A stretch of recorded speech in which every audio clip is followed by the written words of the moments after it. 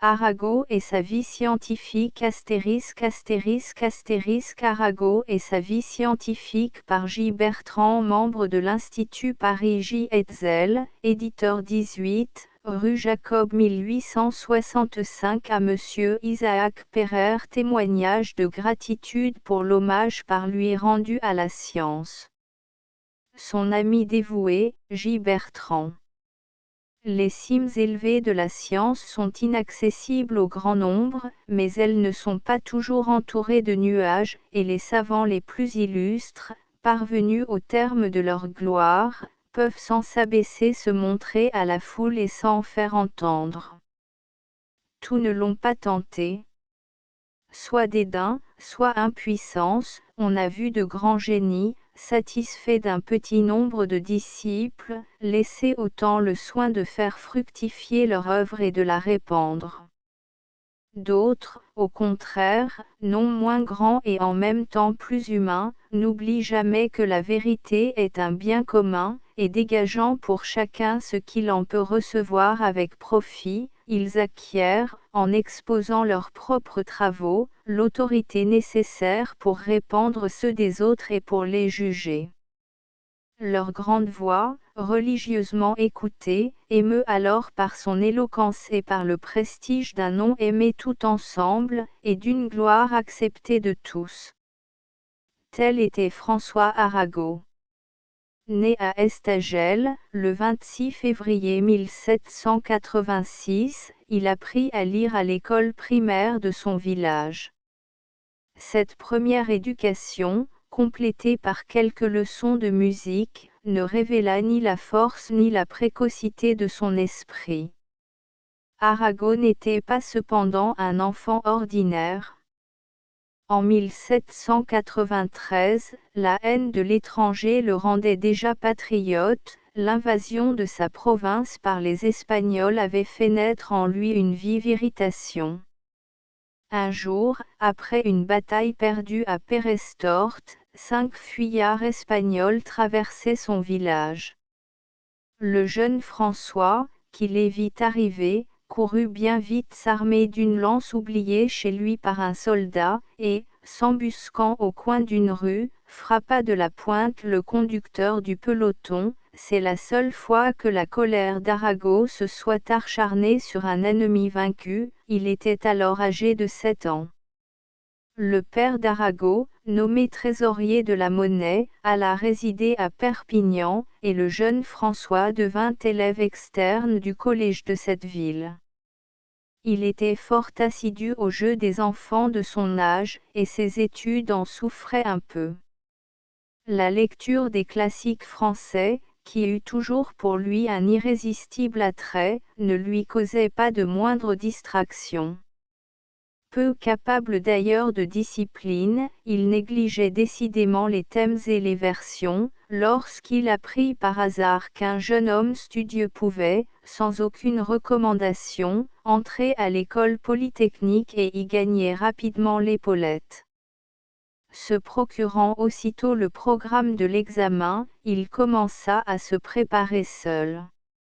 Excité bien plus qu'effrayé par la difficulté d'une telle tâche, son esprit actif et désireux de savoir se plongea dans les études scientifiques avec autant de plaisir que d'application et de succès. Dès qu'il eut atteint l'âge réglementaire de 16 ans, Arago partit sans crainte pour concourir à Montpellier, mais l'examinateur, tombé malade à Toulouse, retourna à Paris sans achever sa tournée. Le jeune candidat dut attendre l'année suivante, et fut reçu le premier. La science lui fit bien vite oublier le désir de devenir officier. Conseillé par Poisson, et affectueusement accueilli par Laplace, il quitta l'école avant la fin de la seconde année pour devenir secrétaire du bureau des Longitudes. Biot en était membre. Reconnaissant la portée d'esprit et la puissance d'invention de son jeune collègue, il s'empressa de s'adjoindre, dans les recherches sur la puissance réfractive des gaz, un collaborateur de si grande espérance. Bientôt après, et suivant le conseil de Laplace, il lui proposa de continuer en commun les travaux géodésiques de Méchenne en Espagne, et de reprendre l'entreprise interrompue de la détermination exacte du mètre en complétant le réseau de triangles qui devait servir à la mesure du degré terrestre. L'influence de Laplace écarta toutes les difficultés. Les deux jeunes savants partirent munis d'un sauf-conduit anglais pour leurs opérations nautiques, et accompagnés d'un savant espagnol, M. Rodriguez, que le gouvernement de Charles IV associait à leur entreprise. Les difficultés étaient grandes, leur prédécesseur, Méchenne, était mort à la peine en désespérant du succès. Il ne se proposait rien moins, en effet, que de prolonger la méridienne jusqu'à l'île d'Ivica, qu'il fallait rattacher au continent par un triangle dont les côtés dépasseraient 40 lieues. Rien de pareil n'avait encore été tenté. Arago, Biot et Rodriguez se partagèrent le travail. L'astronome espagnol, installé sur un pic désert et aride, fut chargé d'entretenir toutes les nuits plusieurs lampes toujours allumées, pendant qu'à 40 lieues de là, Biot et Arago, vivant rudement sous une tente dressée au desertio de Las Palmas, épiaient le brillant fanal pour en déterminer la direction. La courbure de la Terre, dont ils avaient calculé l'influence, ne devait pas être un obstacle, mais la vue pouvait elle s'étendre à une telle distance. La science et l'habileté n'y pouvaient rien, et c'était par conséquent le point le plus incertain de leur tâche. Leur patience persévérante renouvela 60 nuits de suite des essais sans résultat. L'entreprise semblait impossible, avant d'y renoncer cependant, après 2 mois de veilles et d'inquiétudes, ils firent une dernière et heureuse tentative. Par une belle soirée de décembre, l'absence de la lune promettant une nuit profondément obscure, ils promenèrent lentement leurs lunettes le long de l'horizon de la mer, jusqu'à ce qu'elle rencontrât les montagnes d'Ivica, et choisissant la plus haute, la plus découverte, celle dont l'aspect et la forme rappelaient davantage la station adoptée par Rodriguez, ils dirigèrent vers elle la lunette en la maintenant immobile jusqu'au moment où la nuit fut devenue tout à fait sombre. Ils regardèrent alors et aperçurent un point lumineux que son immobilité seule distinguait des étoiles de 6e grandeur. La voie était désormais assurée, et quoiqu'il restât encore bien des obstacles à éviter, la certitude du succès leur donna courage et patience. Biot retourna bientôt à Paris rapporter les premiers résultats et les calculer, tandis que l'infatigable et ardent Arago restait à Formentera, lieu de leur dernière station, pour recueillir les derniers chiffres et recommencer les mesures incertaines, mais, au milieu de ces pénibles travaux, il dirigeait plus haut ses pensées et méditait déjà des œuvres plus originales, sinon plus importantes et plus grandes. Ne pouvant observer que la nuit, c'est par l'étude des théories les plus difficiles qu'il se délassait pendant les longues heures du jour. L'optique de Newton composait toute sa bibliothèque, il la relisait sans cesse et, nourrissant son esprit par la méditation longue et continue de cette belle série d'expériences, se préparait excellemment à les prendre pour modèle, mais il détachait assez complètement les faits de toute interprétation préconçue pour pouvoir, peu de temps après, adopter la doctrine contraire à celle de Newton sans avoir rien à désapprendre. Les correspondances étaient alors lentes et difficiles. Arago, tout entier à ses travaux, ne recevait que de bien rares nouvelles de sa famille et, ne sachant rien de la situation politique, connaissait à peine les entreprises dont l'Europe était déchirée. Cependant l'Espagne, envahie par nos troupes, se soulevait tout entière contre l'étranger, et le sentiment populaire s'exaltait chaque jour davantage contre tout ce qui portait le nom de français. L'hostilité secrète qui, sous une apparente courtoisie, avait accueilli jusque-là ces paisibles travaux, se changeait en une haine profonde et de plus en plus menaçante. Tourmenté, mais non abattu par tous ces troubles, Arago continua son travail sans se détourner ni se ralentir, recommençant même avec une grande liberté d'esprit les observations qui lui semblaient douteuses, et prenant diligemment ses dernières mesures. Il ne songea à gagner Barcelone, alors occupée par les Français, qu'après les avoir portés à leur dernière perfection. Mais ses démarches étaient surveillées.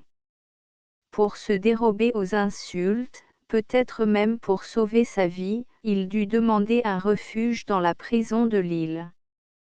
Des appréhensions cruelles et des inquiétudes bien fondées le poursuivirent jusque dans cet asile. La rage capricieuse de la populace se ranimait à chaque instant et, semblable à un feu mal éteint, pouvait s'enflammer d'un moment à l'autre et se porter au dernier excès.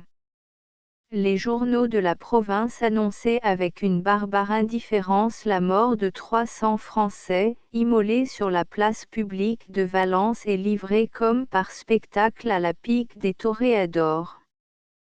Peu de jours après, Arago pouvait lire la fausse nouvelle de son propre supplice, et les dernières paroles de l'astronome Arago, pendu comme espion de la France.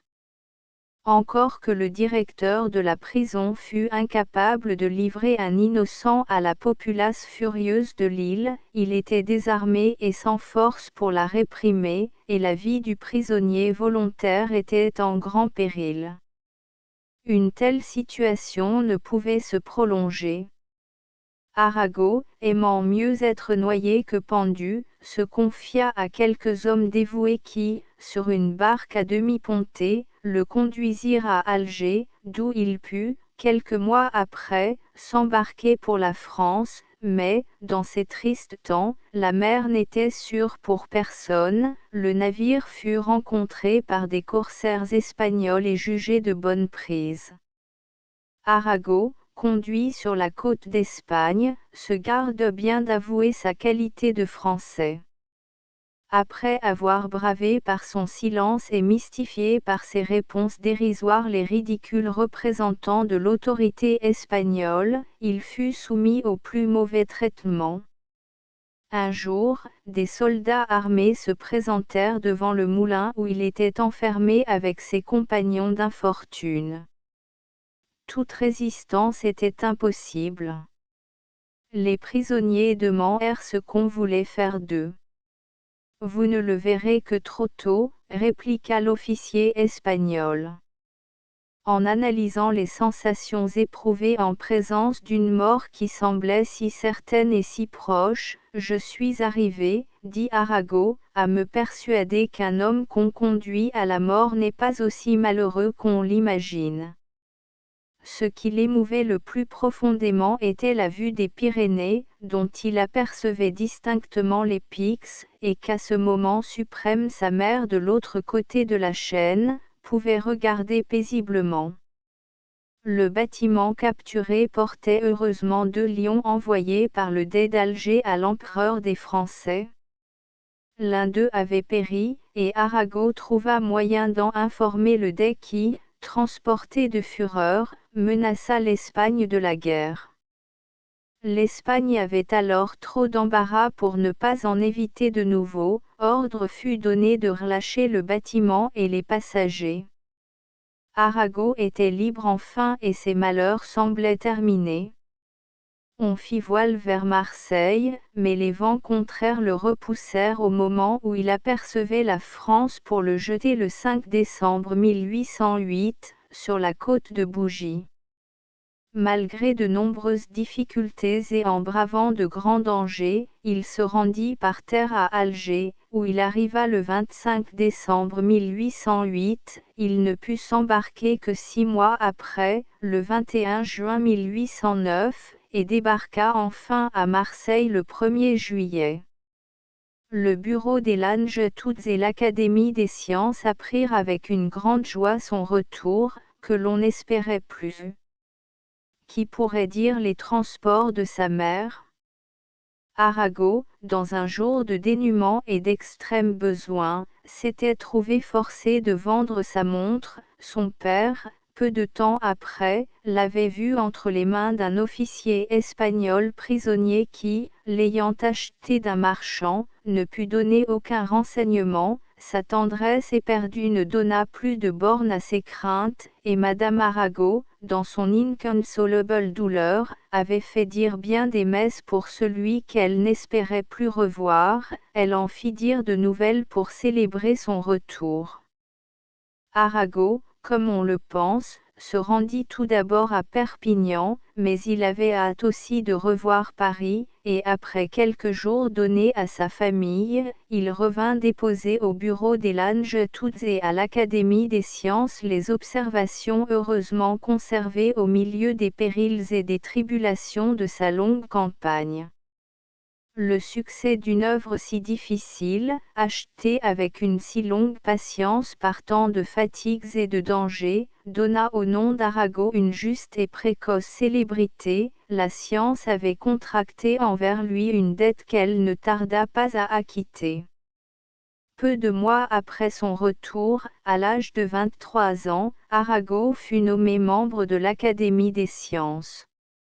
Le célèbre géomètre Poisson, alors âgé de 28 ans et déjà professeur à l'école polytechnique, n'obtint que 4 voix. Arago justifiait surtout, il faut l'avouer, cette flatteuse préférence et cet honneur si précoce par la haute opinion qu'il avait su inspirer de la force de son esprit. Il fut nommé pour les travaux qu'on attendait de lui, plus encore que pour ceux qu'il avait accomplis. Laplace voulait faire ajourner l'élection en réservant la place vacante pour stimuler l'ardeur des jeunes gens. Une plaisanterie du médecin allé triompha de son opposition. Vous me rappelez, lui dit-il, un cocher qui attachait une botte de foin à l'extrémité du timon de sa voiture. Les pauvres chevaux s'épuisaient en vains efforts pour atteindre cette proie qui fuyait toujours, et c'était pour eux un très mauvais régime. La comparaison parut juste et Laplace, se rendant enfin, vota pour Arago, qui, sur 52 votants obtint 47 suffrages. Le jeune académicien ne tarda pas à justifier cette récompense inespérée par de nouveaux et excellents travaux. Quoique membre du bureau des Longitudes et de la section d'astronomie, ses premières recherches semblent fort éloignées de l'étude des astres. Elles sont relatives à l'optique, et la part qu'il a prise aux immenses progrès apportés par notre siècle à cette branche de la science est un des titres les plus éclatants et les moins contestés d'Arago. Comment se forme un rayon de lumière ? Quelle en est la nature et la composition ? Par quel mécanisme met-il un point lumineux en communication avec notre œil ? Ne sont-ce pas là des questions primordiales et irréductibles auxquelles on doit ramener les autres sans espérer de les éclaircir elles-mêmes, et qui, dépassant les bornes de l'esprit humain, semblent avoir le malheureux privilège d'être éternelles ? Deux théories bien différentes, recommandées par les grands noms de Newton et de Huygens, partageaient cependant, au commencement de ce siècle, les physiciens et les géomètres. Les corps lumineux, suivant Newton, envoient incessamment dans toutes les directions, et avec une vitesse immense, des particules qui, en pénétrant dans l'œil, produisent le phénomène de la vision. Suivant Huygens, au contraire, aucun corps n'est lumineux par lui-même, il est fait tel par les vibrations de ses molécules, et ne perd en brillant aucune partie de sa substance. Le mouvement des particules ébranlées se communique incessamment à un fluide élastique et subtil dont les agitations nous apportent la lumière, comme celles de l'air nous transmettent le son. Les phénomènes de la réflexion et de la réfraction s'expliquent également bien dans les deux théories, sans, par conséquent, donner prise à aucune conclusion précise, et les détails les plus minutieux sont, comme l'a souvent répété Arago, la seule et véritable pierre de touche pour dégager une théorie exacte et définitive des vagues et douteuses conjectures qui lui donnent naissance. Le raisonnement doit reproduire en quelque sorte la nature en montrant, dans la diversité infinie des effets, les conséquences d'un principe unique, et sans s'arrêter à une ressemblance ébauchée, égaler, surpasser même la précision des expériences les plus délicates. Aucune épreuve n'est inutile, aucune ne doit être négligée, et le moindre désaccord qui vient dissoudre l'harmonie peut, par une seule contradiction, ébranler et ruiner l'édifice. Le succès des expériences les plus variées, successivement et complètement prévues par la théorie, est la seule marque de la vérité et le fondement de la certitude. Le nom d'Arago est glorieusement mêlé à l'histoire des travaux qui, depuis le commencement du siècle, ont donné à la théorie des ondulations cette dernière et haute perfection, et son ingénieuse curiosité, en révélant tout d'abord des phénomènes brillants et inattendus, devait fournir l'occasion de quelques-unes des démonstrations les plus décisives. Il n'est pas nécessaire d'être physicien pour distinguer trois choses dans un rayon de lumière, la couleur, l'intensité et la direction dans laquelle il se propage. Deux rayons pour lesquels ces trois éléments sont les mêmes sont identiques pour nos yeux. Mais, quoique la vue soit le plus clair et le plus distinct de nos sens, les véritables yeux du sage sont, comme dit l'Hélésiaste, dans sa tête, et les physiciens, en y regardant de plus près, sont parvenus à établir, suivant les cas, entre ces rayons de même apparence, des différences essentielles. Supposons, par exemple, que deux rayons se dirigent parallèlement de haut en bas, suivant deux directions verticales, il peut se faire qu'un même miroir, leur étant présenté à tous deux, réfléchisse le premier en éteignant le second, qu'un même cristal parfaitement transparent laisse passer l'un et arrête l'autre tout à coup, en devenant pour lui complètement opaque. Le même cristal et le même miroir, présentés autrement, donneraient des effets inverses et éteindraient le premier rayon en laissant subsister le second. On peut voir, en effet, un même rayon tombant sur un même miroir, avec lequel il fait constamment le même angle, être réfléchi ou éteint suivant que le plan dans lequel il devrait se réfléchir est situé de telle ou telle manière. Le rayon vertical dont nous parlons pourra, par exemple, se réfléchir vers l'est et sera brusquement éteint dès qu'on cherchera à le renvoyer vers le nord. Il n'a pas la même manière d'être par rapport à tous les plans que l'on peut conduire par sa direction, il est polarisé suivant l'un d'entre eux, qui est celui dans lequel il ne peut pas se réfléchir, et il se distingue ainsi par un caractère propre et singulier de tous ceux qui, suivant les mêmes directions, seraient polarisés dans un autre plan ou ne le seraient pas du tout. C'est à Malus qu'est due cette grande découverte, aperçue déjà cependant en partie par Huygens.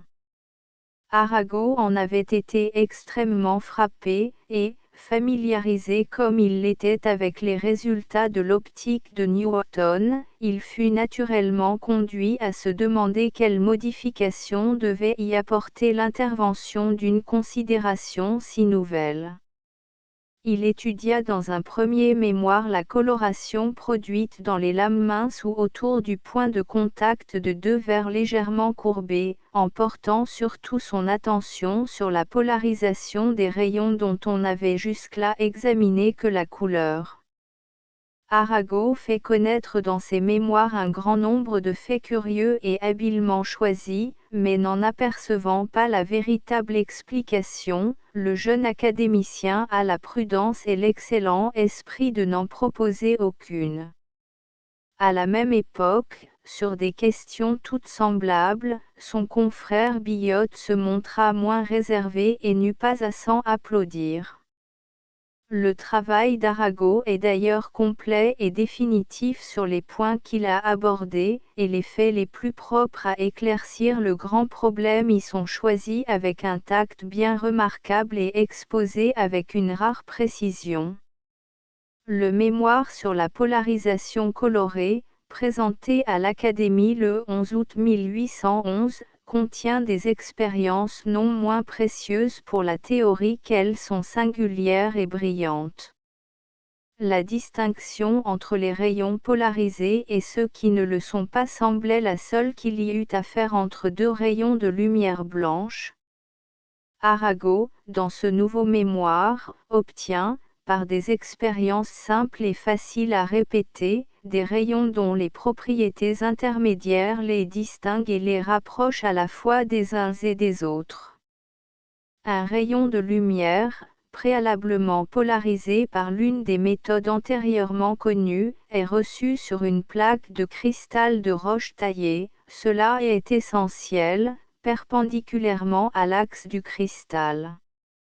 En sortant de cette lame, il ne possède plus les propriétés de la lumière polarisée, et quelle que soit la position d'un cristal de spathe d'Islande qu'on lui présente, il donne toujours lieu à deux rayons réfractés. Il se distingue cependant d'une manière bien remarquable de la lumière ordinaire, car les deux images, au lieu d'être blanches, sont colorées des plus vives couleurs, qui varient avec la position du cristal. Si l'une des images est rouge, l'autre est verte, et, quand on tourne le prisme, on voit les deux teintes changer graduellement en restant toujours complémentaires, jusqu'à ce que, la première devenant à son tour du plus beau vert, l'autre soit en même temps du rouge le plus franc. Les rayons polarisés, après avoir traversé une plaque de cristal de roche, présentent une autre propriété bien remarquable, en se réfléchissant sous un angle convenable sur un miroir de verre, ils acquièrent de brillantes couleurs, qui, variables avec la position du miroir, se succèdent dans le même ordre que celles du spectre. Cette belle et brillante expérience ouvrait un champ nouveau aux travaux des physiciens, et des propriétés semblables à celles du cristal de roche, obtenues sur d'autres cristaux, sur des liquides et même sur des gaz, ont conduit à la théorie si importante et si riche en applications de la rotation des plans de polarisation. Arago lui-même en fit tout d'abord une belle application en construisant l'ingénieux instrument nommé polariscope, au moyen duquel on peut constater dans un faisceau de lumière les moindres traces de polarisation partielle. L'interposition d'une plaque de cristal de roche sur le trajet d'un rayon ordinaire ne produit, en effet, aucun phénomène de coloration, et lorsque, dans l'instrument, un rayon blanc fournit une image colorée, c'est un indice certain de polarisation totale ou partielle. L'utilité d'un tel caractère est considérable, et Arago lui-même en a fait ou indiqué de nombreuses et importantes applications, parmi lesquelles ses ingénieuses considérations sur la nature du Soleil doivent être citées au premier rang. Arago reconnut d'abord que la lumière qui émane sous un angle suffisamment petit de la surface d'un corps solide ou d'un liquide incandescent offre des traces évidentes de polarisation et se décompose dans le polariscope en deux faisceaux colorés. La lumière émise par une substance gazeuse enflammée est toujours, au contraire, à l'état naturel. Or, en observant le Soleil à une époque quelconque de l'année, on n'aperçoit aucune coloration au polariscope, et par conséquent Arago regarde la preuve comme certaine, et elle a été généralement admise, la substance enflammée qui dessine le contour du Soleil est gazeuse, la surface tout entière l'est donc aussi, puisque chacun de ces points, par le fait de la rotation, vient successivement se placer sur les bords. Ces travaux attirèrent vivement l'attention des physiciens et placèrent le jeune Arago au nombre des membres éminents de l'Académie. Accessible et communicatif comme il le fut toujours, il devint bien vite le conseil et le guide de tous les jeunes physiciens. Un tel rôle convenait à sa généreuse nature.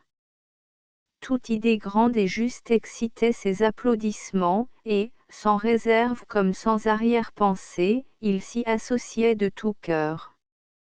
L'illustre Fresnel, alors ingénieur des ponts et chaussées à Rennes, et complètement inconnu dans la science, vint après bien d'autres lui confier les projets et le résultat de ses réflexions solitaires, en s'enquérant de l'origine et des progrès récents de la théorie des ondulations, dont son esprit sagace pressentait le prochain triomphe.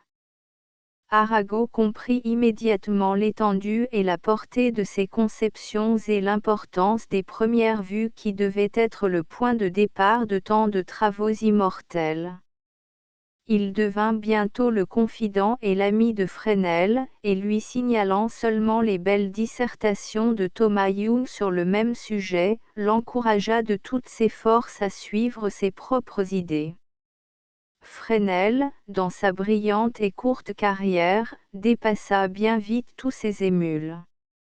Admirateur passionné des travaux de son ami, Arago redoubla pour lui de dévouement et de bonté.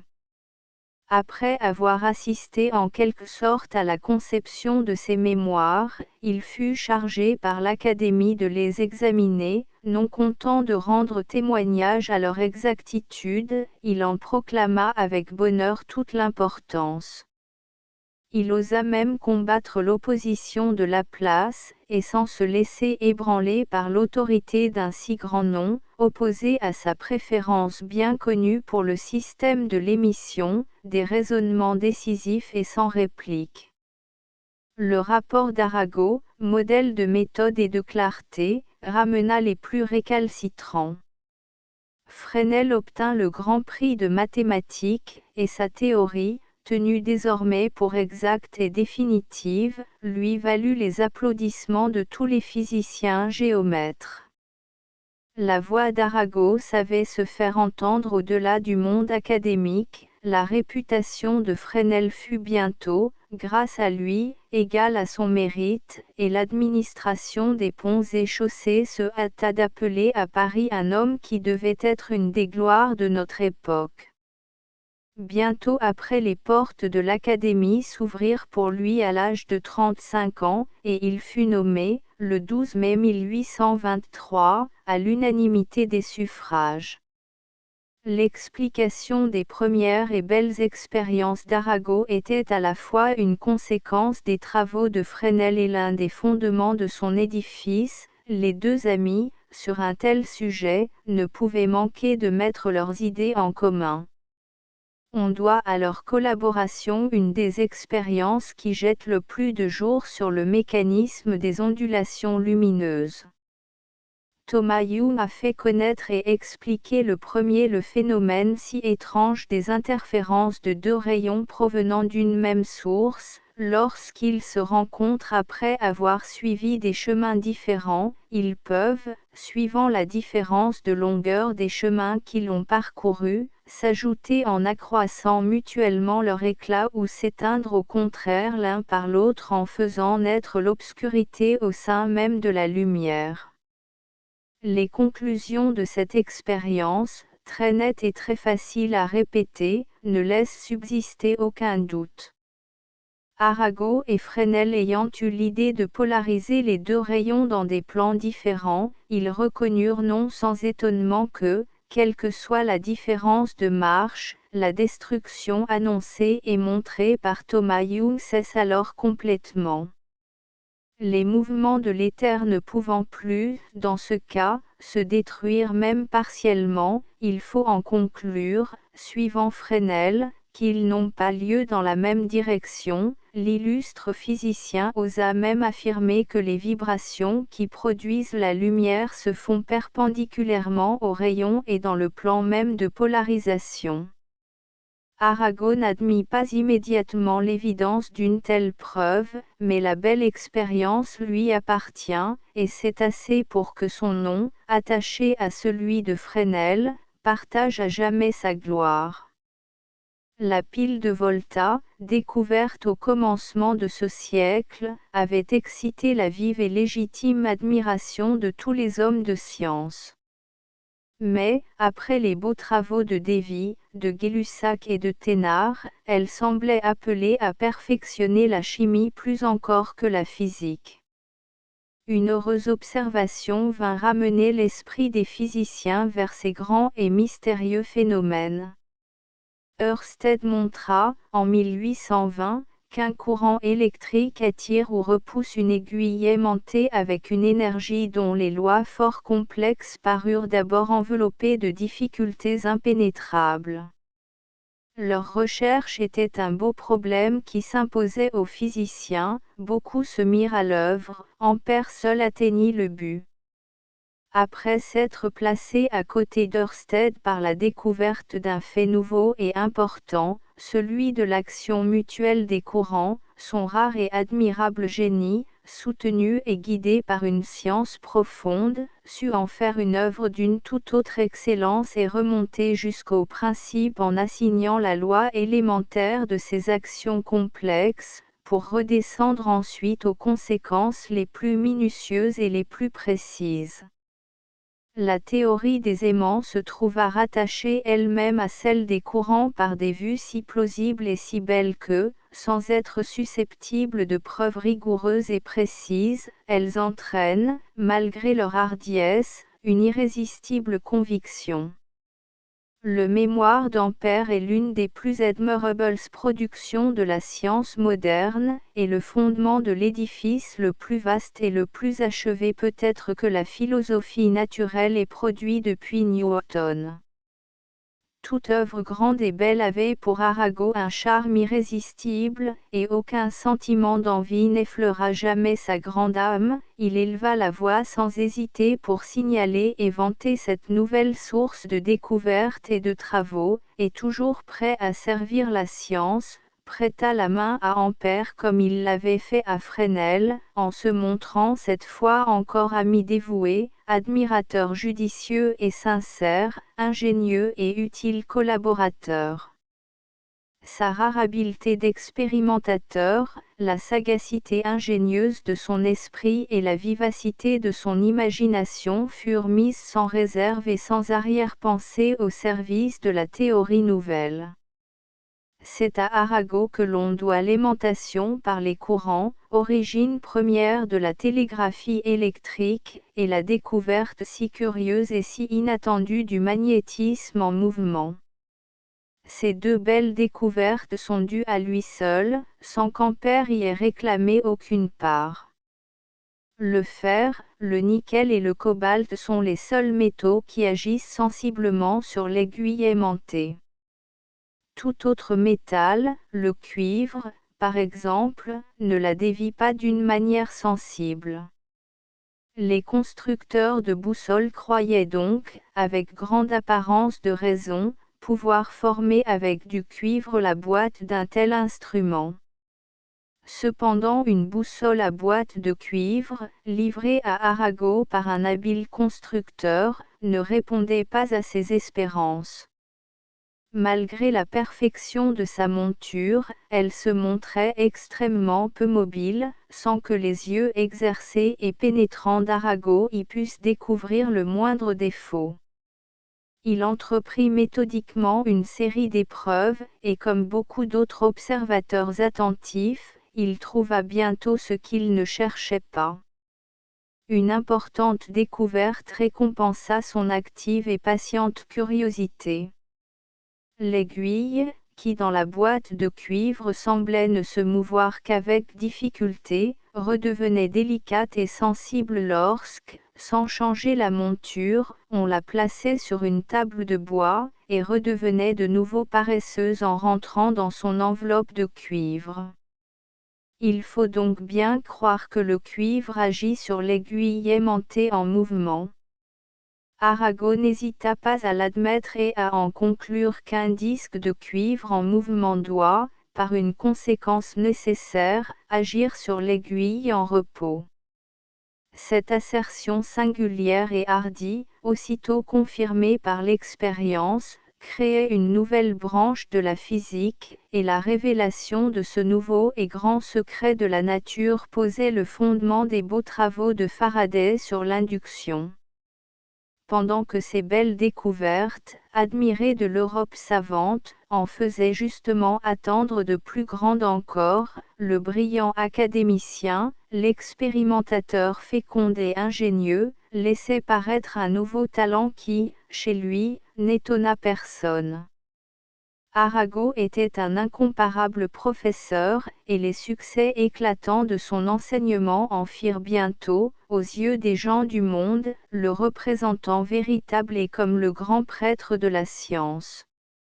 À l'école polytechnique, Arago avait professé tour à tour la géométrie, la théorie des machines, l'astronomie et la physique, en s'astreignant sans sécheresse et sans vaine subtilité, à la savante et solide rigueur que le jeune auditoire peut supporter et qu'il attend de ses maîtres. Le cours d'astronomie professé à l'observatoire au nom du bureau des Longitudes demandait des qualités bien différentes. Au lieu d'approfondir, il fallait effleurer. L'entrée était libre, et si le public, quoi qu'en ait dit Voltaire, mérite toujours d'être instruit, il rend souvent la tâche difficile à ceux qui osent l'entreprendre, les auditeurs, pour la plupart incapables d'une étude lente et profonde, voulaient sans fatigue et sans ennui occuper leur loisir pendant 1 heure ou 2. Il fallait leur mesurer en quelque sorte la vérité, sans exiger d'eux un temps qu'ils ne pouvaient donner et une patience qui leur eût bien vite échappé. L'esprit flexible d'Arago, également capable de descendre et de s'élever, savait éclairer les auditeurs les moins préparés sans cesser de satisfaire les plus doctes. C'est en se faisant toujours comprendre qu'il se faisait toujours admirer, et son enseignement, net et lumineux sans être dogmatique, en habituant les gens du monde aux grandes idées scientifiques, a puissamment contribué à leur imprimer le goût des vérités abstraites et sérieuses. Sa parole pénétrante et animée, trouvait pour les présenter des traits si naturels et si vifs, les montrait sous un jour si lumineux, proposait si nettement et si distinctement les points essentiels et fondamentaux, qu'on les voyait en quelque sorte à sa voix devenir intelligibles et sensibles à tous, évitant avec soin les locutions trop techniques qui auraient pu causer quelque embarras. Il se gardait surtout de faire naître les difficultés par un trop grand soin de les prévenir, montrant cependant, avec autant de franchise que de netteté, le point délicat et le nœud de la question. Il savait exciter la curiosité de ses auditeurs par la verve de son langage et l'énergie croissante de ses expressions. Sa parole, dont il aurait craint d'affaiblir la vigueur par une trop scrupuleuse correction, s'élançait, irrégulière parfois, mais toujours riche, facile et impétueuse, et, comme irritée par un obstacle, affirmait les grandes vérités de la science avec tant de force, les enchaînait avec tant d'ordre, redoublant incessamment ses efforts, joignait avec tant de précision et d'abondance les affirmations les plus pressantes aux images les plus vives et aux comparaisons les plus persuasives, montrait une émotion si visible et si vraie, rassemblait tant de lumière autour des régions profondes et inaccessibles, que l'auditoire ébloui, étonné, entraîné, captivé, et enlevé à lui-même par une sorte de violence, croyait, pour quelques instants au moins, en avoir acquis l'intelligence et la claire-vue. L'impression était produite surtout, aussi durable que forte. Cette exposition, superficielle en apparence, jetait de profondes racines, et ceux qui pouvaient aller plus avant y puisaient à la fois la confiance et l'ardeur. Les précieuses notices dont Arago a enrichi l'annuaire du bureau des Longitudes atteignaient le même but et faisaient la science facile et agréable à tous en la laissant exacte et profonde. Arago y révèle un mérite tout nouveau, au grand physicien, au professeur éminent, vient se joindre un historien scientifique du premier ordre. Il n'est pas croyable avec quelle patience il recherche les documents les plus cachés, avec quelle bonne foi et quelle loyauté sagace il les apprécie et sait débrouiller les questions les plus enveloppées. Lorsque ses conclusions sont arrêtées, sa conviction profonde justifie sur les questions controversées la vigueur de sa polémique. De 1812 à 1845, Arago a composé plus de 20 notices, destinées, la plupart, à l'annuaire du Bureau des Longitudes, la théorie et l'histoire des machines à vapeur, la théorie du tonnerre, la constitution physique du Soleil, la scintillation des étoiles, les puits artésiens, ont été tour à tour le sujet de ses recherches approfondies et de ses lumineuses explications. Dans ses écrits, qui seront immortels, le seul but d'Arago est d'instruire. Ce ne sont pas des mémoires qu'il compose, et peu lui importe d'exposer ses propres découvertes. Ne cherchant que la vérité, il la recueille partout où il la trouve, il se l'assimile pour l'élucider, en la débarrassant de tout échafaudage technique, et l'expose aux yeux de tous en l'éclairant des lumières de son esprit. Mais sans chercher l'originalité, bien souvent encore Arago la rencontre, et des aperçus ingénieux et nouveaux se présentent comme d'eux-mêmes sous la plume. Il est inutile de citer ses écrits, dignes de devenir classiques, tout le monde les a lus ou doit les lire, et je n'aurai pas la hardiesse d'en esquisser ici l'analyse. Lorsqu'en 1829 la mort de Fourier laissa vacante la place de secrétaire perpétuel pour les sciences mathématiques, l'Académie des sciences, d'accord avec l'opinion publique, pressa Arago de l'accepter. Il réunissait en effet la facile et vive intelligence des travaux les plus divers, au jugement prompt et assuré si nécessaire dans un tel emploi.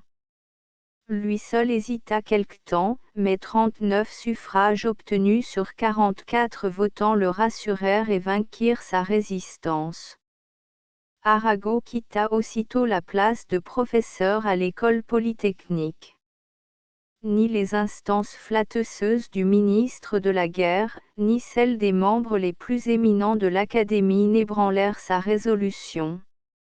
Pendant 22 ans, et malgré d'autres fonctions sérieusement et activement remplies, l'Académie a trouvé en Arago un lucide et infatigable interprète, en même temps qu'un guide sûr et désintéressé dans les voies les plus hautes et les plus droites. Le succès de son enseignement public renaissait chaque semaine dans la lecture et le dénombrement exact des travaux adressés à l'Académie. Tout était examiné, analysé, discuté avec autant de science et de sérieuse attention que de vivacité et d'éclat. Dans l'abondance et la diversité de ses pièces, sa perspicacité savait discerner les faits inutiles et les réflexions vagues et superficielles, en s'attachant avec une prompte sagacité à conserver les résultats, les documents et les phrases même dignes d'intéresser l'Académie. Son intelligence, toujours prête et capable d'éclairer par elle-même, savait également réfléchir une lumière empruntée et se montrer à l'occasion des moindres travaux. Juste et bienveillant pour tous, sans partialité et sans acception de personne, sa parole hardie et colorée peignait à grands traits les idées d'autrui, et dans le détail des occasions les plus communes, on retrouvait l'esprit subtil et perçant, le cœur libéral et généreux qui avait su apprécier si vite et exalter si haut les travaux, les découvertes et les brillantes conceptions de Fresnel et d'Ampère. Apercevant souvent bien des tâches, sans y arrêter son attention, il aimait à découvrir les mérites enveloppés et cachés sous une rédaction incomplète ou maladroite, pour leur prêter, avec sa vive intelligence des questions les plus obscures, la lumière, l'autorité et la force de sa parole. Ces comptes rendus, considérés comme de véritables jugements, étaient une précieuse récompense pour les savants sérieux qu'il savait animer et soutenir, même en les redressant, sans les décourager jamais.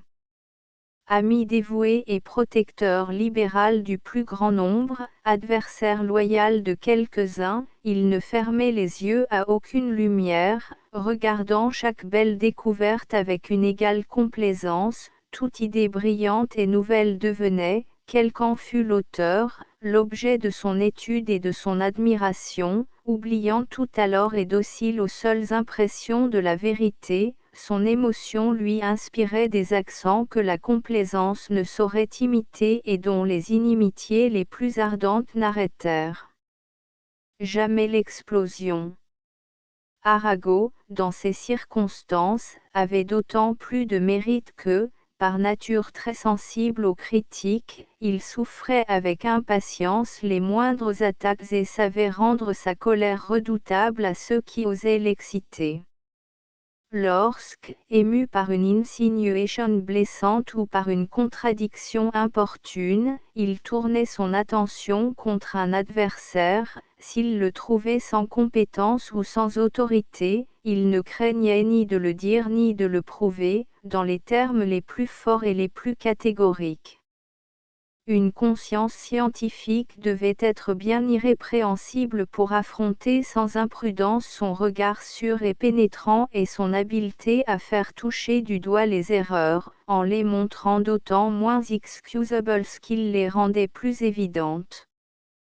Plus d'un sont restés stigmatisés devant l'opinion par le tour énergique de ses jugements, sévères, piquants, amers, discours toi-même, quand la colère s'en mêle, et pourtant sans appel.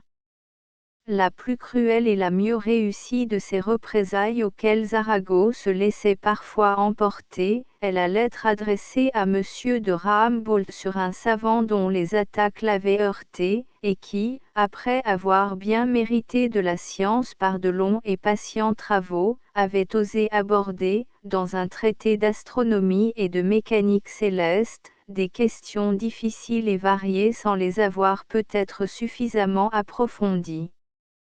L'impitoyable Arago, sévère jusqu'à la minutie, saisit cet avantage en signalant et démontrant chaque erreur avec une verve écrasante et une irréfutable précision. En parcourant, dit-il, le premier chapitre du précis d'astronomie de Monsieur X, je faisais une corne à chaque feuillet où je voyais plusieurs grosses erreurs.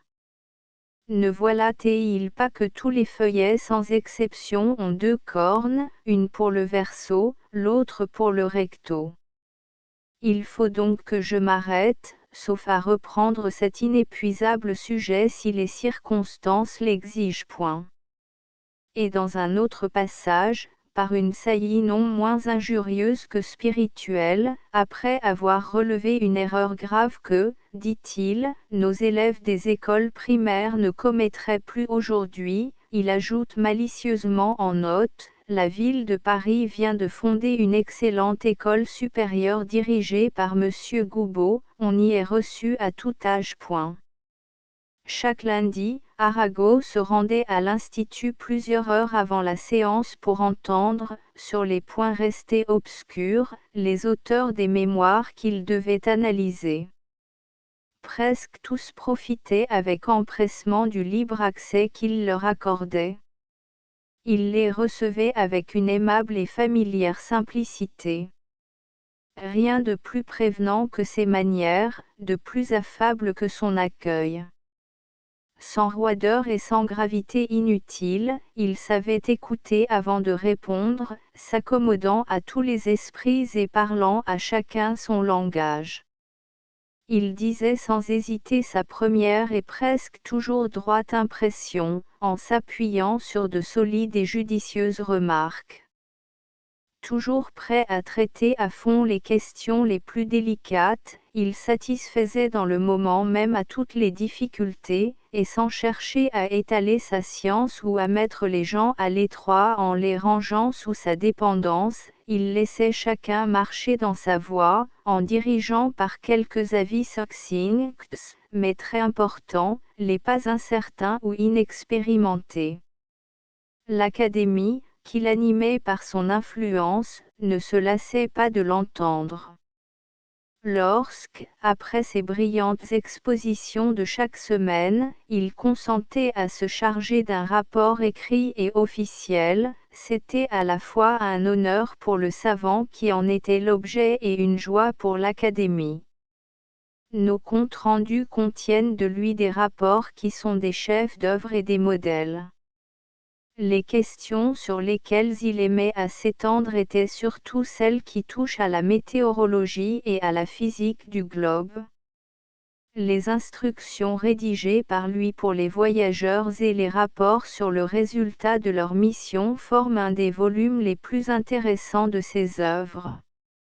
La préface placée en tête de ses travaux divers montre assez bien, avec ses qualités et ses défauts, le ton qui lui était très habituel, et le genre des tours ingénieux qu'il a souvent employés. J'ai lu quelque part que certains personnages se lamentaient un jour devant d'Alembert de ce que l'encyclopédie avait acquis une si vaste étendue. Vous auriez été bien plus à plaindre, repartit le philosophe, si nous avions rédigé une encyclopédie négative, une encyclopédie contenant la simple indication des choses que nous ignorons. Dans ce cas, 100 volumes in folio n'auraient certainement pas suffi. La réponse, je l'avouerai, m'avait paru jusqu'ici plus piquante que juste. Les progrès des connaissances humaines nous montrent, chaque jour, il est vrai, combien nos prédécesseurs étaient ignorants, combien à notre tour nous le paraîtrons à ceux qui doivent nous remplacer, mais la plupart des grandes découvertes arrivent spontanément, sans qu'il ait été donné à personne de les prévoir, de les soupçonner. Ainsi, pour citer seulement 3 ou 4 exemples, l'encyclopédie négative de d'Alembert n'aurait pas même renfermé l'allusion la plus éloignée à cette branche de la physique moderne déjà si importante, si développée, si féconde, qui est connue aujourd'hui sous le nom de galvanisme ou plus convenablement encore sous celui d'électricité voltaïque. Ainsi ce monde de phénomènes, auquel la polarisation de la lumière donne naissance, quand on l'envisage dans ses rapports avec la réflexion, avec la réfraction ordinaire et avec l'action des lames cristallisées, n'y serait pas seulement indiqué, ainsi cette théorie des interférences lumineuses, où l'étrangeté des résultats le dispute à leur variété infinie, n'y aurait pas occupé une seule ligne, etc. Avouons-le cependant, à côté des grandes et rares découvertes qui, de temps à autre, viennent tout à coup, ou du moins sans préparation visible, renouveler certaines phases des sciences, il y a des questions importantes, bien définies, bien caractérisées et qu'on peut avec confiance recommander aux observateurs. La réputation et la popularité de l'éloquent secrétaire s'accrurent encore par la lecture solennelle des biographies auxquelles il refusa toujours le nom d'éloge, qui répugnait à sa droiture. Loin de se faire le panégyriste aveugle des hommes éminents dont il avait à raconter l'histoire, Arago ne s'astreignait qu'à dire sincèrement la vérité sans exagération et sans déguisement. La mesure des louanges qu'il accorde est celle de son admiration, et tous ses jugements sans exception sont fortement et consciencieusement motivés. La première de ces notices fut consacrée à son illustre collaborateur et ami bien regretté Fresnel. L'illustre physicien, dans sa courte carrière, n'avait vécu que pour la science, et sa biographie est une des plus sévères et la plus scientifique sans contredit qu'Arago ait prononcée. Jamais question plus haute et plus délicate n'ont été présentées plus distinctement et traitées d'une manière plus savante et plus claire. L'intelligence de raisonnement si nouveau et si subtil, qui semble impossible à des esprits non préparés, devient simple et facile, au contraire, à la lecture de ces pages brillantes et solides. L'émotion était plus profonde et l'effet produit bien plus grand encore, lorsqu'à l'intérêt scientifique, rehaussé par l'élévation des pensées et des sentiments, Arago ajoutait le charme d'une admirable et émouvante diction. Il avait tous les talents et les qualités extérieures d'un grand orateur. Sa mâle physionomie, sa mine relevée, son air d'autorité, ses yeux all tears, sa tête admirablement belle et brillante d'intelligence exprimaient, avec une égale énergie, l'amour du beau et du bien, l'indignation contre le mal et la majesté intérieure d'une irréprochable conscience. Sa voix était vibrante, son geste, spontané et impérieux, commandait l'attention et accroissait encore la clarté de sa parole, qui, simple et élevée tour à tour, restait toujours lumineuse et colorée. Arago, dès la première épreuve se plaça parmi les plus grands maîtres du genre, il obtint en même temps un succès d'une autre nature, qu'il n'avait pas cherché cette fois et qu'il n'attendait pas. La séance avait lieu le 26 juillet 1830.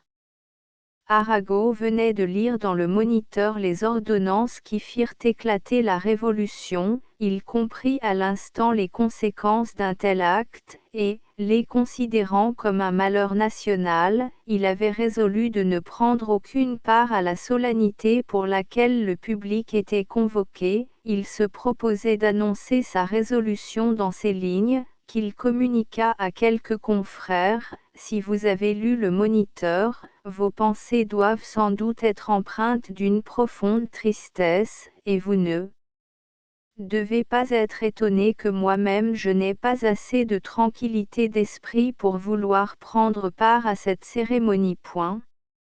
Mais des difficultés s'élevèrent de toutes parts, à la suite d'un tel éclat, l'Institut, lui disait-on, pouvait être supprimé, avait-il le droit de provoquer une telle catastrophe?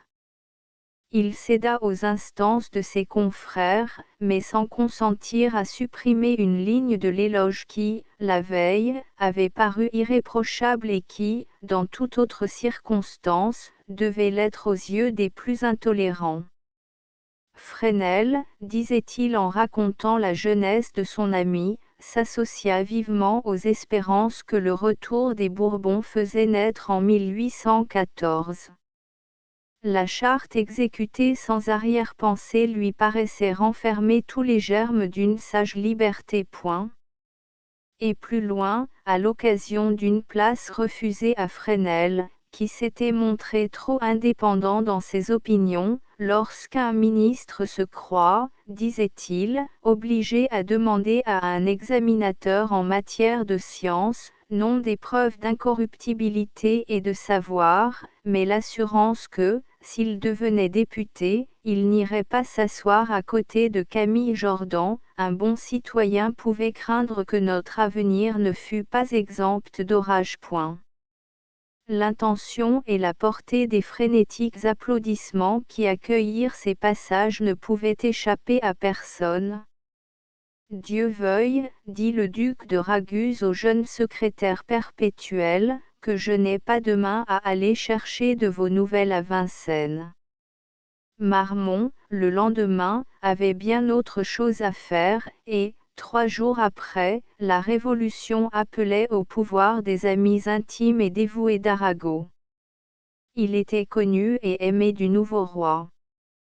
Pour obtenir les plus hautes faveurs et s'élever aux premiers honneurs, il lui eût suffi de ne pas s'y refuser, mais Arago ne désirait que la pure gloire de savant.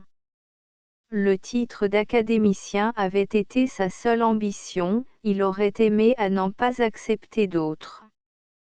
Désireux cependant d'être utile, il sollicita et obtint bien aisément les fonctions gratuites de député des Pyrénées-Orientales et de conseiller municipal de la ville de Paris.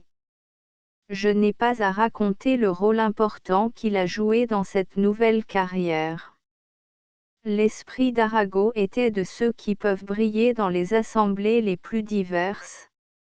Il retrouva plus d'une fois à la tribune les applaudissements chaleureux qui suivaient partout sa voix. Son opposition, souvent très vive, fut toujours loyale, et ses adversaires, en redoutant l'éclat de sa parole et l'autorité de son nom, ont toujours honoré en lui le désintéressement le plus absolu et la plus incorruptible droiture. En entrant dans ce nouveau monde, Arago regarda d'abord en observateur curieux ce mouvement, cet empressement, cet orgueil, ces vanités, ces bassesses et ces passions qui, grandissant sans cesse, font tout oublier, jusqu'au bien public qui les a fait naître. Le rôle de spectateur ne pouvait convenir longtemps à sa nature ardente. Arago se mêla activement de toutes les affaires publiques, ce breuvage charmé qui enivre les plus sobres lui devint bientôt nécessaire, et, malgré bien des dégoûts, il n'y voulut plus renoncer. La faveur populaire fut pour lui sans inconstance, mais, en cédant à ses séductions et en se laissant conduire à cet attrait, il ne permettait pas à son esprit de s'y attacher tout entier. Il savait au besoin s'en déprendre et s'élever au-dessus de ses intérêts passagers, en prodiguant de tous côtés son travail sans en être jamais accablé. Les brillantes qualités de son esprit ne donnaient l'exclusion à aucun genre de mérite. Libre des empressements et des songes inquiets de l'ambition, quel que fût le tumulte et l'embarras des affaires, ses devoirs de député ne lui firent jamais négliger ceux de secrétaire perpétuel. Son activité suffisait à tout, et la multiplicité des travaux obligatoires ne pouvait même éteindre le feu naturel de son esprit inventif. Il trouvait moyen de ménager le temps nécessaire pour suivre d'importantes expériences. La puissance d'inventeur était restée chez lui abondante et forte comme au jour de sa jeunesse. Son esprit actif et fécond formait d'admirables projets d'expérience, de grandes découvertes étaient entrevues pour être non pas abandonnées, mais différées. N'ayant jamais connu ni la fatigue ni l'insuccès, il croyait à la réalisation prochaine de ses travaux et se plaisait à la préparer, jusqu'au jour où ses forces abattues lui firent comprendre qu'il n'en pourrait plus supporter la fatigue, et que l'état de sa vue, en y apportant un dernier et irrémédiable empêchement, ne permettait plus aux savants d'oublier dans le travail les chagrins et les déceptions de l'homme politique. La conduite d'Arago fut alors, comme dans toutes les circonstances de sa vie, aussi simple que droite et généreuse. Vers le milieu de 1838, à l'occasion d'une candidature, en faisant valoir avec son ardeur habituelle les titres éminents de l'illustre physicien anglais Wheatstone, il avait insisté sur l'originalité et l'importance de l'ingénieux appareil au moyen duquel, à l'aide d'un miroir tournant, on peut déterminer la vitesse de l'électricité. Le miroir de M. Wheatstone faisait 800 tours par seconde, en lui faisant réfléchir 3 étincelles excitées en 3 points différents d'un long circuit et repliées sur lui-même. Leurs images dans ce miroir devaient former la même figure que leur position véritable, ou une figure toute différente, suivant que leur émission simultanée les fait réfléchir à un même instant sur une seule et même position du miroir, ou à des intervalles, si petits qu'ils soient, pour lesquels le miroir, dans sa rapide rotation, a dû prendre des positions différentes. L'expérience est disposée de telle sorte que, dans le cas d'une propagation infiniment rapide, les 3 images doivent former, comme les étincelles elles-mêmes, une ligne droite verticale, dont la déviation et la déformation sont liées à la vitesse de propagation et doivent servir à l'apprécier.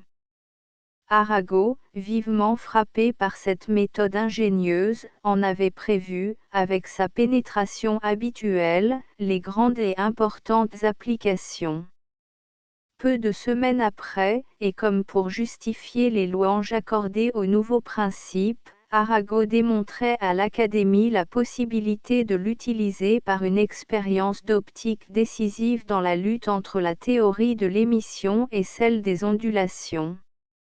Dans l'une en effet, celle de l'émission, l'explication du phénomène de la réfraction exige que la lumière se meuve plus rapidement dans le milieu le plus réfringent, et le rapport des vitesses est celui des indices de réfraction. Le contraire est nécessaire dans la théorie des ondulations, et le rapport doit être renversé, en sorte que, si la première théorie est exacte, la vitesse de la lumière dans l'air est les 3/4 de la vitesse dans l'eau, et la théorie des ondulations exige au contraire qu'elle en soit les 4/3.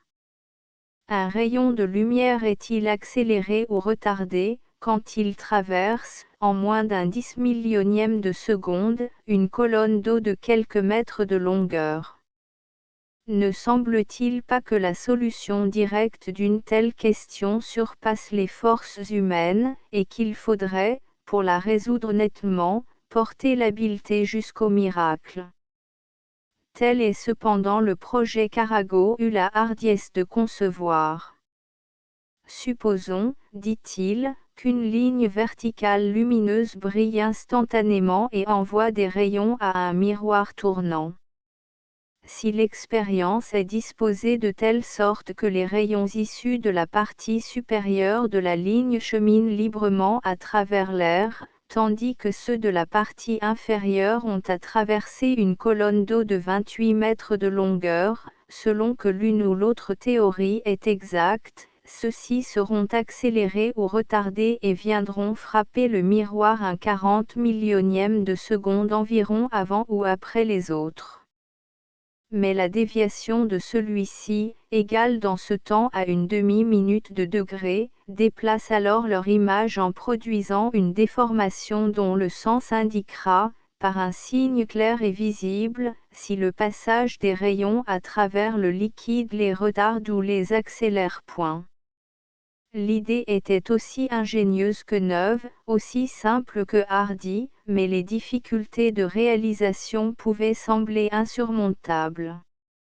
Monsieur Breguet, ami d'Arago et son confrère au bureau des Longitudes, avait pris beaucoup de peine et déployé une grande habileté pour construire un miroir tournant qui faisait régulièrement les 1000 tours par seconde qu'Arago avait désiré.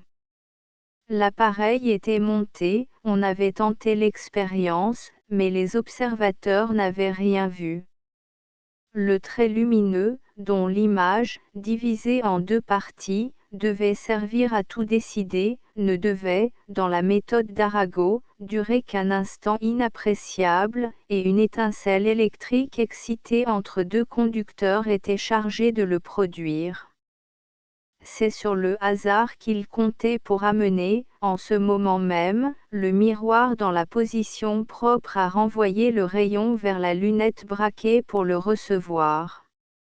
Mais, loin de distinguer les deux parties de l'image, on ne parvenait pas même à les entrevoir, la probabilité d'un tel concours était trop petite, bien des journées d'essais infructueux n'amenaient que des mécomptes. Les amis qui aidaient Arago se décourageaient peu à peu. Seul il ne perdait pas l'espoir, mais l'état de sa vue et de sa santé ne lui permettait plus de se livrer à un travail assidu, ni de diriger celui des autres. L'instrument restait abandonné, et malgré la netteté des explications, beaucoup de physiciens ne regardaient plus le projet que comme une ingénieuse et brillante chimère. D'autres, plus confiants et plus perspicaces, nourrissaient la ferme espérance de l'accomplir, en hésitant toutefois à suivre une idée dont l'auteur n'avait pas dit son dernier mot. Toujours libéral et heureux d'exciter les découvertes d'autrui, Arago, instruit de ses projets, vint à l'Académie, avec cet esprit d'abnégation qu'il porta dans toute sa carrière, les encourager publiquement en leur donnant son plein assentiment. Je ne peux, disait-il, dans l'état actuel de ma vue, qu'accompagner de mes vues les expérimentateurs qui veulent suivre mes idées. Dans la séance suivante, l'expérience était faite. Monsieur Foucault avait écarté toutes les difficultés et surmonté tous les empêchements. Une disposition ingénieuse et très simple lui permettait de substituer à la lumière instantanée, demandée par Arago, une source continue de lumière, et de renvoyer les images dans une direction fixe, indépendante de la position du miroir tournant. L'expérience, exécutée avec une admirable perfection, faisait naître la déviation dans le sens si audacieusement prévu, et pouvait la montrer à tous les yeux. La colonne d'eau interposée retarde donc la marche du rayon qui la traverse. Les prévisions de l'illustre physicien étaient pleinement confirmées, et le système des ondulations recevait, après tant d'autres preuves théoriques, une confirmation décisive et presque directe. La joie pure et sans arrière-pensée que causa à Arago le succès de cette grande expérience fut une des dernières qui lui ait été accordée. Sa santé était profondément altérée, et l'affaiblissement continuel de sa vue le menaçait d'une cécité complète. Ses jambes pouvaient à peine le soutenir.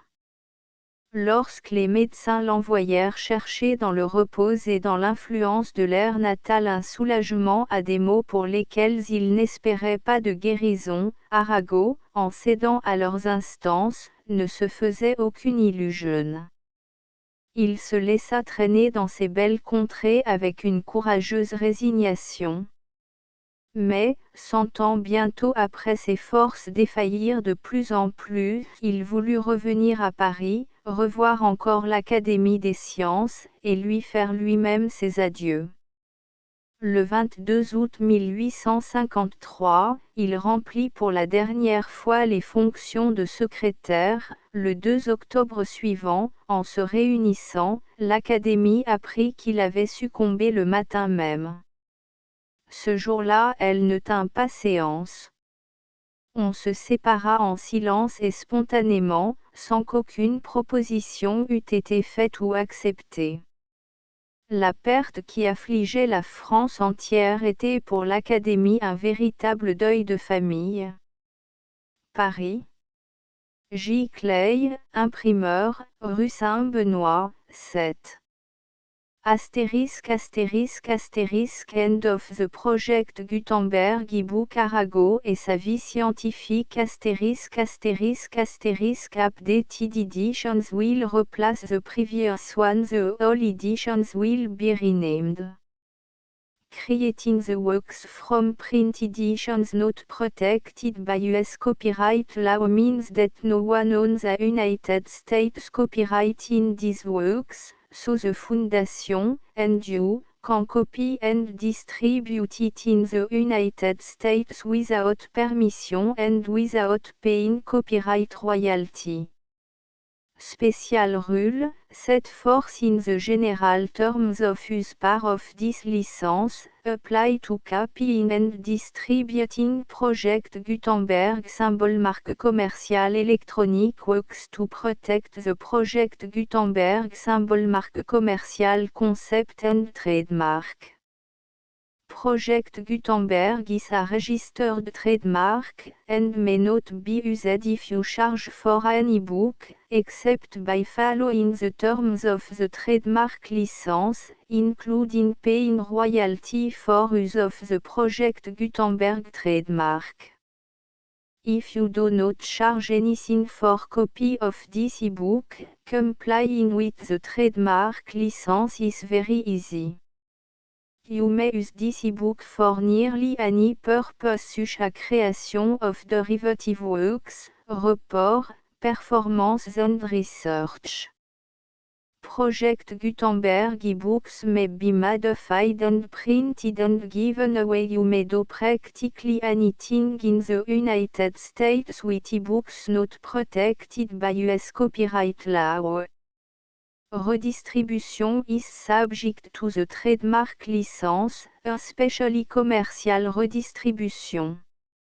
Start, full license. The full Project Gutenberg license. Please read this before you distribute or use this work to protect the Project Gutenberg symbol. Marque commercial. Mission of promoting the free distribution of electronic works, by using or distributing this work, or any other work associated in any way with the phrase Project Gutenberg. You agree to comply with all the terms of the full Project Gutenberg symbol. Marque commerciale. Licence available with this file or online at www.gutenberg.org/licence. Section 1. General Terms of Use and Redistributing Project Gutenberg symbol. Marque commerciale electronic works. 1.a By reading or using any part of this Project Gutenberg symbol. Marque commerciale electronic work, you indicate that you have read, understand, agree to and accept all the terms of this license and intellectual property, trademark / copyright, agreement. If you do not agree to abide by all the terms of this agreement, you must cease using and return or destroy all copy of Project Gutenberg symbol. Marque commerciale electronic works in your possession. If you paid a fee for obtaining a copy of or access to a Project Gutenberg symbol. Marque commerciale electronic work and you do not agree to be bound by the terms of this agreement, you may obtain a refund from the person or entity to whom you paid the fee as set forth in paragraph 1.e.8. 1.b Project Gutenberg is a registered trademark. It may only be used on or associated in any way with an electronic work by people who agree to be bound by the terms of this agreement. There are a few things that you can do with most Project Gutenberg symbol. Marque commerciale electronic works even without complying with the full terms of this agreement. See paragraph 1.c below. There are a lot of things you can do with Project Gutenberg symbol. Marque commerciale electronic works if you follow the terms of this agreement and help preserve free future access to Project Gutenberg symbol. Marque commerciale electronic works. See paragraph 1.e below. 1.c The Project Gutenberg Literary Archive Foundation, the Foundation or PGLAF, owns a compilation copyright in the collection of Project Gutenberg symbol. Marque commerciale electronic works. Nearly all the individual works in the collection are in the public domain in the United States. If an individual work is unprotected by copyright law in the United States and you are located in the United States, we do not claim a right to prevent you from copying, distributing, performing, displaying or creating derivative works based on the work alone as all references to Project Gutenberg are removed. Of course, we hope that you will support the Project Gutenberg symbol. Marque commerciale mission of promoting free access to electronic works by freely sharing Project Gutenberg symbol. Marque commerciale works in compliance with the terms of this agreement for keeping the Project Gutenberg symbol. Marque commerciale name associated with the work. You can easily comply with the terms of this agreement by keeping this work in the same format with its attached full Project Gutenberg symbol. Marque commerciale license when you share it without charge with others. 1.d. The copyright laws of the place where you are located also govern what you can do with this work. Copyright laws in most countries are in a constant state of change. If you are outside the United States, check the laws of your country in addition to the terms of this agreement before downloading, copying, displaying, performing, distributing or creating derivative works based on this work or any other project Gutenberg symbol mark commercial work. The Foundation makes no representations concerning the copyright status of any work in any country other than the United States. 1.e Unless you have removed all references to Project Gutenberg. 1.e.1.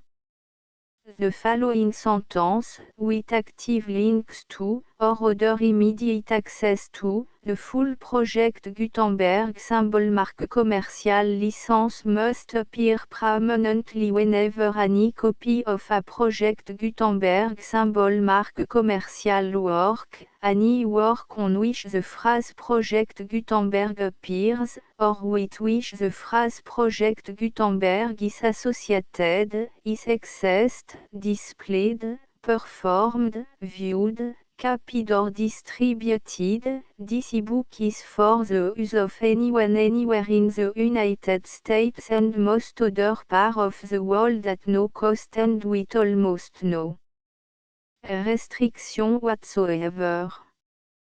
You may copy it, give it away or reuse it under the terms of the Project Gutenberg license included with this ebook or online at www.gutenberg.org. If you are not located in the United States, you will have to check the laws of the country where you are located before using this ebook. 1.e.2.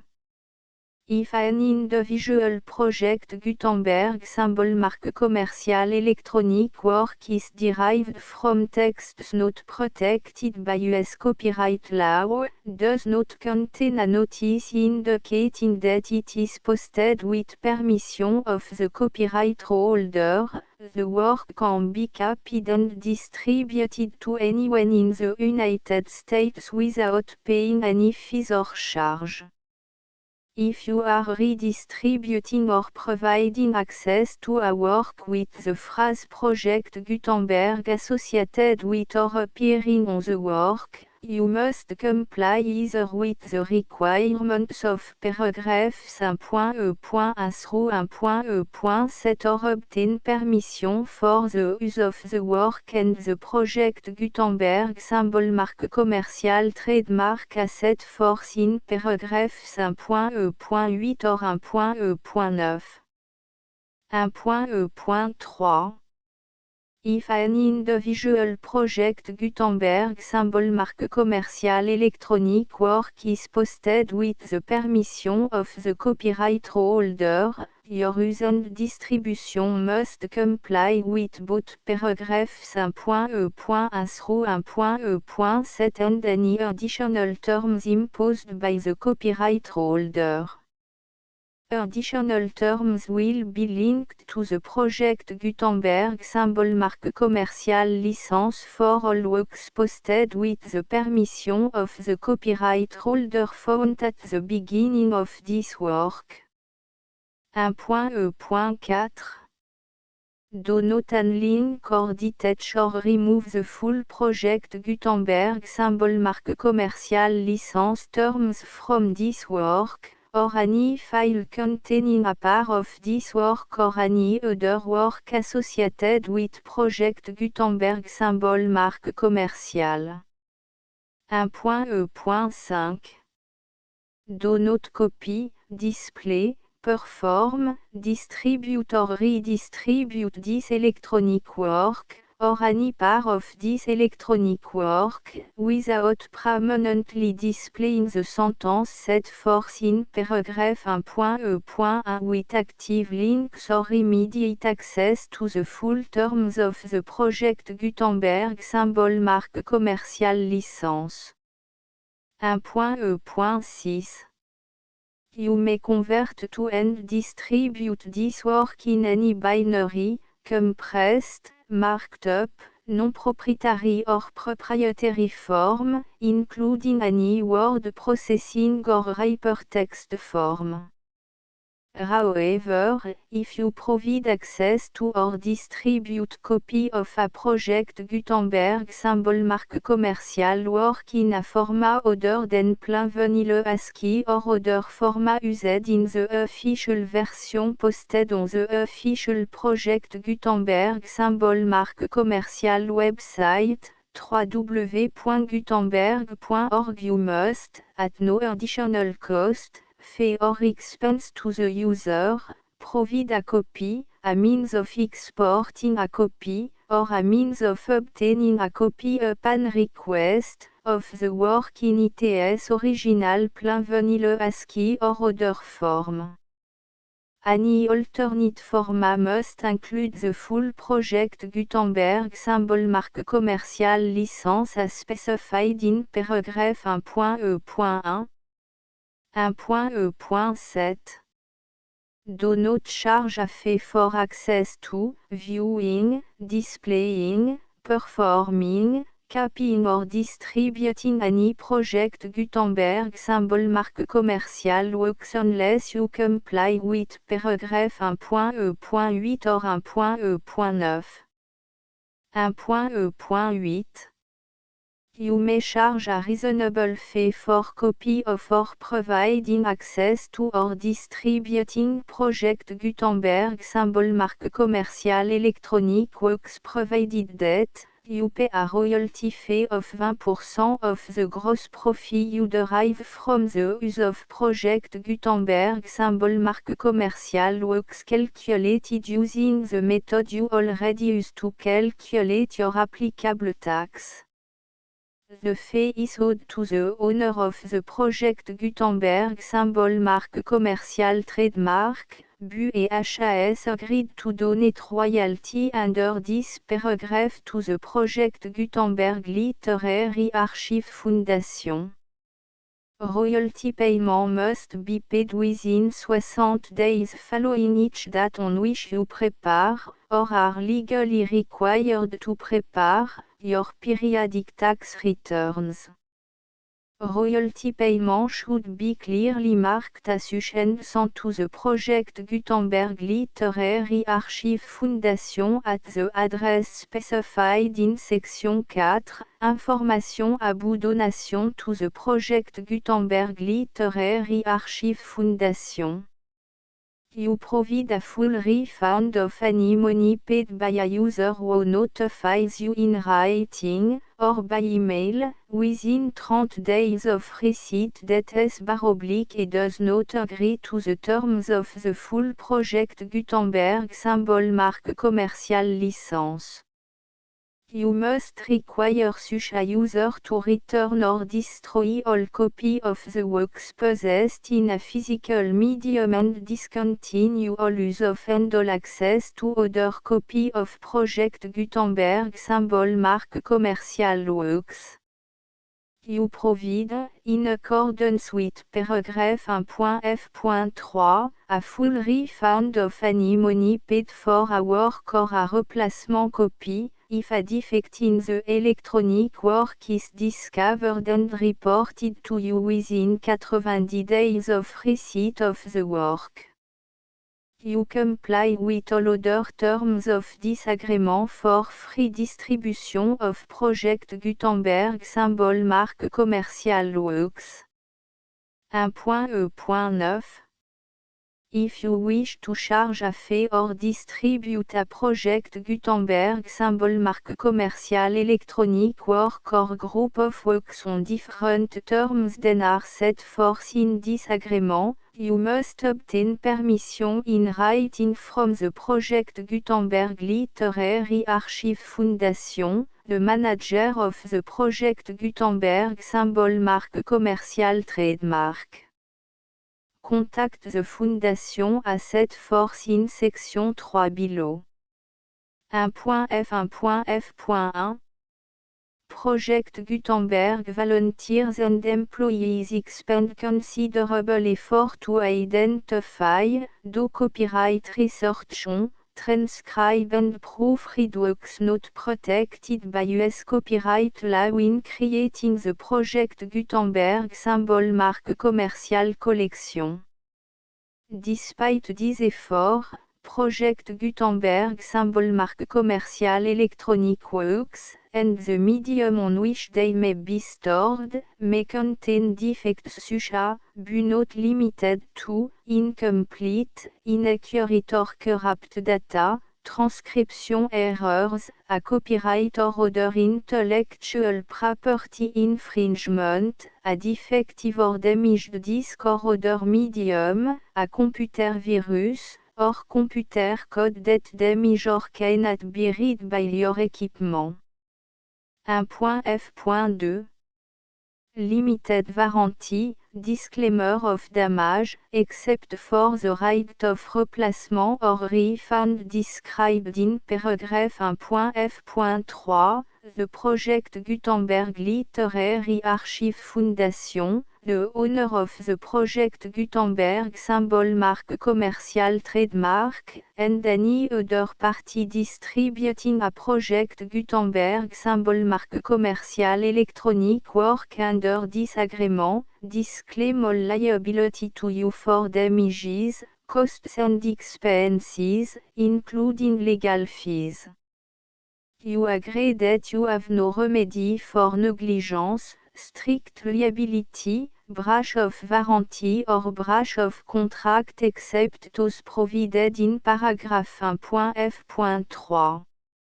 You agree that the Foundation, the trademark owner, and any distributor under this agreement will not be liable to you for actual, direct, indirect, consequential, punitive or incidental damages even if you give notice of the possibility of such damage. 1.f.3 Limited right of replacement or refund, if you discover a defect in this electronic work within 90 days of receiving it, you can receive a refund of the money, if any, you paid for it by sending a written explanation to the person you received the work from. If you received the work on a physical medium, you must return the medium with your written explanation. The person or entity that provided you with the defective work may elect to provide a replacement copy in lieu of a refund. If you received the work electronically, the person or entity providing it to you may choose to give you a second opportunity to receive the work electronically in lieu of a refund. If the second copy is also defective, you may demand a refund in writing without further opportunities to fix the problem. 1.f.4 Except for the limited right of replacement or refund set forth in paragraph 1.f.3, this work is provided to you as, with no other warranties of any kind, express or implied, including but not limited to warranties of merchantability or fitness for any purpose. 1.f.5 Some states do not allow disclaimers of certain implied warranties or the exclusion or limitation of certain types of damages. If any disclaimer or limitation set forth in this agreement violates the law of the state applicable to this agreement, the agreement shall be interpreted to make the maximum disclaimer or limitation permitted by the applicable state law. The invalidity or unenforceability of any provision of this agreement shall not void the remaining provision. 1.f.6 Indemnity, you agree to indemnify and hold the foundation, the trademark owner, any agent or employee of the foundation, anyone providing copy of Project Gutenberg symbol marque commercial electronic works in accordance with this agreement, and any volunteers associated with the production, promotion and distribution of Project Gutenberg symbol marque commercial electronic works, harmless from all liability, costs and expenses, including legal fees, that arise directly or indirectly from any of the following which you do or cause to occur. A. Distribution of this or any Project Gutenberg symbol marque commercial work. B. Alteration, modification, or addition or deletions to any Project Gutenberg symbol marque commercial work. And C. Any defective cause. Section 2. Information about the mission of Project Gutenberg symbol marque commercial. Project Gutenberg symbol marque commercial is synonymous with the free distribution of electronic works in format readable by the widest variety of computers including obsolete, old, middle-aged and new computers. It exists because of the effort of hundreds of volunteers and donations from people in all walks of life. Volunteers and financial support to provide volunteers with the assistance they need are critical to reaching Project Gutenberg symbol marque commercial's goals and ensuring that the Project Gutenberg symbol marque commercial collection will remain freely available for generations to come. In 2001, the Project Gutenberg Literary Archive Foundation was created to provide a secure and permanent future for Project Gutenberg symbol marque commercial and future generations. To learn more about the Project Gutenberg Literary Archive Foundation and how your efforts and donations can help, see section 3 and 4 and the Foundation information page at www.gutenberg.org. Section 3. Information about the Project Gutenberg Literary Archive Foundation. The Project Gutenberg Literary Archive Foundation is a non-profit 501, c3, educational corporation organized under the laws of the state of Mississippi and granted tax-exempt status by the Internal Revenue Service. The Foundation SEIN or Federal Tax Identification Number is 64 à 6 221 541. Contribution to the Project Gutenberg Literary Archive Foundation are tax deductible to the full extent permitted by U.S. federal laws and your state's laws. The Foundation's business office is located at 809 North 1500 West, Salt Lake City, U84116, 801, 596 à 1887.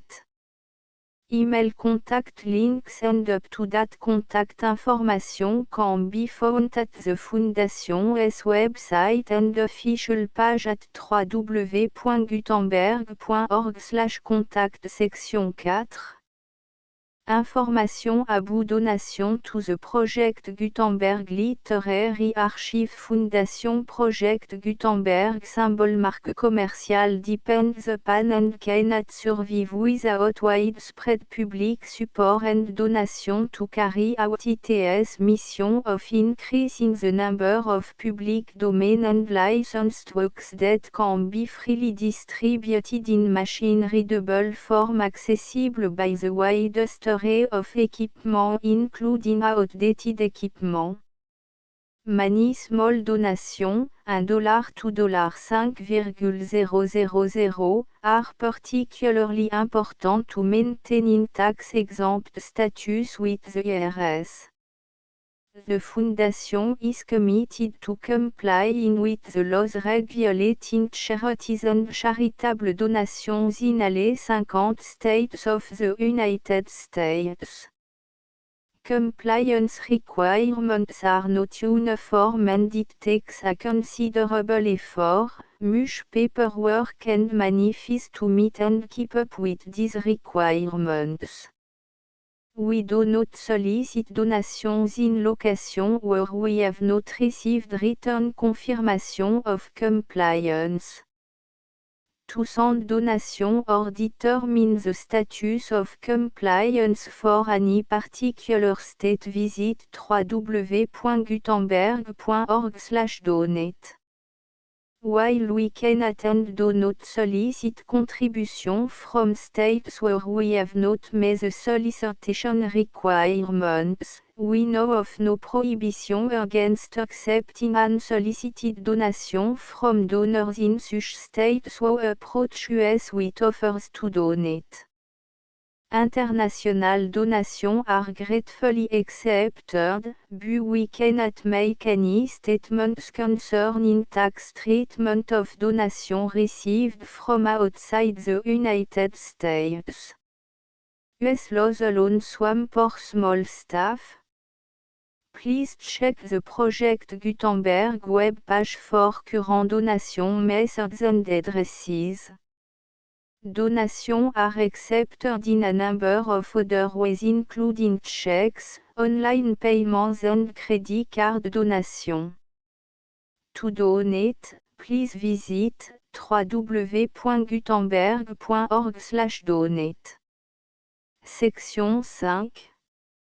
Général Information Abou Project Gutenberg Symbol Marque commerciale électronique Works Professor Michael S. R. was the originator of the Project Gutenberg Symbol Marque commerciale concept of a library of electronic works that could be freely shared with anyone. For 40 years, a produced and distributed Project Gutenberg Symbol Marque commerciale ebooks with only a loose network of volunteer support. Project Gutenberg Symbol Marque commerciale ebooks are often created from several printed editions, all of which are confirmed and not protected by copyright in the US unless a copyright notice is included. Thus, we do not necessarily keep ebooks in compliance with any particular paper edition. Most people start at our website which has the main page search facility, www.gutenberg.org.